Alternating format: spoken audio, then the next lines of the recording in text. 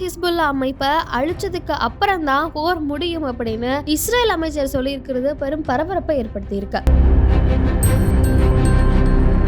Israel மற்றும் Hamas அமைப்பினரிடையே கடந்த October முதல் போர் நடைபெற்று வருகிறது. இந்த நிலையில ஹமாஸ் மற்றும் ஹிஸ்புல்லா அமைப்பை அழிச்சதுக்கு அப்புறம் தான் போர் முடியும் அப்படின்னு இஸ்ரேல் அமைச்சர் கூறியிருப்பது பெரும் அதிர்ச்சியை ஏற்படுத்தி இருக்கு. கடந்த ஆண்டு முதல் நடந்துட்டு இருக்கிற இந்த போர்ல இஸ்ரேல் நாட்டை சேர்ந்தவர்களை பிணை கைதிகளா ஹமாஸ் அமைப்பினர் பிடிச்சு வச்சிருக்காங்க. அவர்களை மீட்பதற்கும் ஹமாஸ் அமைப்பை அடியோடு ஒழிப்பதற்கும் இஸ்ரேல் முடிவு செய்திருக்கிறது. இதையடுத்து ஹமாஸ் அமைப்பினரின் பதுங்கு குழிகளை குறிவைத்து இஸ்ரேல் ராணுவம் தீவிர தாக்குதல்களை நடத்தியிருக்காங்க. அதே சமயம் இஸ்ரேலுக்கு ஹமாஸ் அமைப்பினர் பதில் தாக்குதலும் கொடுத்துட்டு இருக்காங்க. இந்த போர்ல இதுவரை ஏராளமானவர்கள் கொல்லப்பட்டதாக கூறப்படுகிறது. இஸ்ரேல் மற்றும் ஹமாஸ் இடையே நடைபெறும் போரை முடிவுக்கு கொண்டு வர அமெரிக்கா, இந்தியா உள்ளிட்ட உலக நாடுகள் தீவிரமான நடவடிக்கைகளை எடுத்து வருகிறது.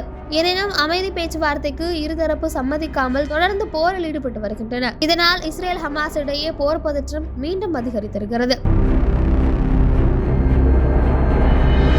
இந்த நிலையில் போருக்கு நடுவே ஹமாஸ் கட்டுப்பாட்டில் உள்ள காசா நகரில் குழந்தைகளுக்கு போலியோ பாதிப்பு இருப்பது கண்டறியப்பட்டது. உலக சுகாதார அமைச்சகத்தின் வலியுறுத்தலை தொடர்ந்து போலியோ சொட்டு மருந்து கொடுப்பதற்காக போர் தற்காலிகமாக 3 நாட்கள் நிறுத்தப்பட்டிருந்தது. இதற்கிடையே இஸ்ரேல் அரசு போரை முடிவுக்கு கொண்டு வர வேண்டும் என இஸ்ரேல் மக்கள் சாலைகளில் இறங்கி போராட்டம் நடத்தி வருகின்றனர். அவர்களை தடியடி மற்றும் எச்சரித்தும் போலீசார் தடுத்து வருவதால் பதற்றமான சூழல் உருவாகியுள்ளது. இந்த நிலையில் ஹமாஸ் மற்றும் ஹிஸ்புல்லா அமைப்பினரை கூண்டோடு அழித்த பிறகுதான் போர் நிறுத்தப்படும் அப்படின்னு இஸ்ரேல் நிதி அமைச்சர் பெசலெல் ஸ்மோட்ரிச் திட்டவட்டமா சொல்லியிருக்கிறது பெரும் பரபரப்பை ஏற்படுத்தி இருக்கு. இது தொடர்பாக பெசலெல் கூறுகையில பிணை கைதிகளை மீட்க ஒப்பந்தம் போடணும் அப்படின்னு சொல்லிட்டு இருக்கோம். ஆனா பாலஸ்தீனத்தில் செயல்படும் ஹமாஸ் மற்றும் ஹிஸ்புல்லா போன்ற பயங்கரவாத அமைப்புகளை கூண்டோடு அழித்த பிறகுதான் போர் முடிவுக்கு வரும் அப்படின்னு சொல்லியிருப்பது இன்னுமே போர் பதற்றத்தை அதிகரிக்கக்கூடியதாக இருக்கு.